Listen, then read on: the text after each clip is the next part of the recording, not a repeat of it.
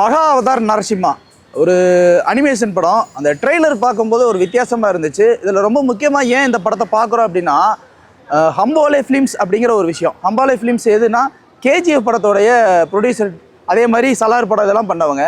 அப்படிப்பட்ட ஒரு production company ஏன் இந்த மகா அவதார் நரசிம்மா அப்படிங்கிற இந்த ஒரு படத்தை ரிலீஸ் பண்ணுறாங்க, அதுவும் பேன் இண்டியா படமாக ரிலீஸ் பண்ணுறாங்க அப்படிங்கிற ஒரு கேள்விக்குறியில் தான் இந்த படத்தை பார்த்தோம். ஏன்னா கதை நமக்கு எல்லாருக்குமே தெரிஞ்ச ஒரு விஷயந்தான். என்னென்னா, அந்த ஹிரண்யகசிப்பு அப்படிங்கிற உலகளையும் ஆண்ட அந்த அரக்கனை எப்படி பக்த பிரகலாதன் அப்படிங்கிற ஒரு சின்ன பையனுடைய பக்தி மூலமாக வதம் செய்கிறாரு நரசிம்மர் அவதாரம் எடுத்து விஷ்ணு அப்படிங்கிறது தான் கதையவும். ஸோ இது தெரிஞ்ச ஒரு கதை தான். ஆனால் இந்த கதையை அவங்க ஒரு கமர்ஷியலாக எடுத்துகிட்டு கொண்டு போன விதம் இருக்குது பார்த்தீங்களா, சூப்பராக இருக்கும். ஒரு சாதாரண ஒரு ரிஷி, அதுக்குள்ளே பிறந்த 2 சாத்தான்கள், அந்த 2 சாத்தான்களை தம்பி அவதாரம் செய்கிற மச்சாவதாரம், பன்றி அவதாரம், அதே மாதிரி இன்னொரு பக்கம் நரசிம்ம அவதாரம், இப்படி காட்சிப்படுத்தும் போது அதை விஷுவலாக கன்வே பண்ணது தான் இந்த படத்தில் ஒரு மிகப்பெரிய பலம். அதே மாதிரி இந்த படம் அனிமேஷன் படம் அப்படின்றதுக்காக ஏதோ பொம்மையாக திட்டா இல்லாமல், ஒரு பிக்சலேட் ஆகாமல், ஒரு சூப்பராக கிரிப்பிங்காக ஒரு விஷயத்தை எடுத்து சொல்லி கொடுத்துக்கிட்டே இருப்பாங்க. அந்த கிரிப்பிங் இந்த படம் முழுசும் அப்படியே ரொம்ப ரொம்ப சூப்பராக நின்றுக்கிட்டே இருக்கும். இது ரொம்ப முக்கியமான ஒரு விஷயம். இதை விட இதில் இன்னொரு பெட்டரான ஒரு விஷயம் என்னென்னா, இந்த படத்துக்கு பின்னணி இசை சாம் சிஎஸோடைய பின்னணி இசை இந்த படத்துக்கு எந்த அளவுக்கு ஹெல்ப்ஃபுல்லாக இருக்குது அப்படின்னா, அதில் ஒரு பாட்டும் பாடியிருக்காரு. இந்த விஷுவலுக்கு ஏற்ற மாதிரியான ஒரு பிரம்மாண்டமான ஒரு மியூசிக்கு கொடுத்துருப்பார். அந்த மியூசிக் உண்மையிலேயே சூப்பராக இருக்கும். பொதுவாக அனிமேஷன் படம் அப்படின்னும் போது என்னென்னா, நம்மளுடைய விஷுவல் சென்ஸ் தான் அந்த அனிமேஷன் படத்தை எந்த அளவுக்கு கிரிப்பிங்காக இருக்கும் அப்படின்னு பார்ப்போம்.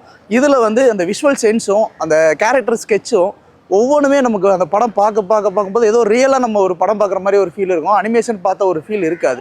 அந்தளவுக்கு அந்த மோஷன் கிராஃபிக்ஸை ரொம்ப ரொம்ப யதார்த்தமாக பண்ணியிருப்பாங்க. அதுலேயுமே ஒரு கிளைமேக்ஸ் காட்சியில் அந்த ஹிரண்யகசிப்புடைய அந்த ஒரு 10 தலை இருக்கிற மாதிரியான ஒரு காட்சி இருக்கும். அதை இடிஞ்சு விழுகிற மாதிரியான காட்சியாக இருக்கும். அதெல்லாம் பிரம்மாண்டத்தின் உச்சம். என்ன இந்த படத்தில் ஒரு பெரிய மைனஸ் அப்படின்னு பார்த்தீங்கன்னா, இந்த படம் சொல்ல வர விஷயம் எல்லாருக்கும் பிடிக்குமா, எல்லாருக்கும் தெரியுமா அப்படிங்கிற ஒரு விஷயம். ரெண்டாவது இன்றைக்கி இருக்கிற 2K கிட்ஸ் எல்லாருமே அனிமே படம் அதை தாண்டி வேறு என்னென்னோ போயிட்டுருக்காங்க. இன்னமும் ஹிரண்யகசிப்புன்னு ஒரு ஹிஸ்டாரிக்கல் ஃபிக்ஷனை எடுத்து வச்சு இந்த படம் அப்படின்னு சொல்கிறது எந்த அளவுக்கு நிற்கும் அப்படிங்கிறது தெரியல. ஆனால் இந்த படம் தூணில் இருப்பானா துரும்பில் இருப்பானாங்கிற இந்த கதையெல்லாம் ரொம்ப வருஷமாக பார்த்து பழகின கதைங்கிற இந்த கதை மட்டும்தான் பிரச்சனையே தவிர, மற்றபடி மற்ற எதுவுமே இதில் பிரச்சனை கிடையாது. அவ்வளவு நேர்த்தியான ஒரு டெக்ஸ்டிங் ஒர்க்கு, ஒரு கன்ஸ்ட்ரக்ஷனான ஒரு கிரிப்பிங்கான ஒரு ஒர்க்கு. இது எல்லாத்தையும் தாண்டி இந்த படத்தோட இயக்குனர் நம்ம பாராட்டி ஆகணும். ஏன்னா ஒரு கதையை அனிமேஷனில் சொல்கிறோமோ இல்லை ஒரு சாதாரண நேச்சுரலாக சொல்கிறோமோ, சொல்ல வந்ததை தெளிவாக சொல்லணும். இதை அதை அழகாக சொல்லியிருப்பார். இதுதான் கதை, இதை நாங்கள் இப்படி தான் எடுக்க போகிறோம் அப்படிங்கிற ஒரு விஷயத்த முழு தெளிவோடு கொடுத்துருப்பாரு. அந்த முழு தெளிவு இந்த படத்துக்கு ஒவ்வொரு இடத்துலையுமே மாறிக்கிட்டே இருக்குது. அது இந்த படத்துக்கு ஒரு பெரிய ப்ளஸ்ன்னே சொல்லலாம். ஸோ ஆக மொத்தத்தில் மகா அவதார் நரசிம்மா இன்றைக்கி இருக்கிற கிட்ஸு அண்ட் ஃபேமிலி கொஞ்சம் ஜாலியாக என்டர்டெய்னிங்காக ஒரு படம், ஃபன்னியாக, அதே மாதிரி அனிமேஷன்ஸ் அப்படின்றது கிட்ஸோடையும் குழந்தைகளோடையும் சேர்ந்து போய் பார்க்கக்கூடிய ஒரு நல்ல படம்.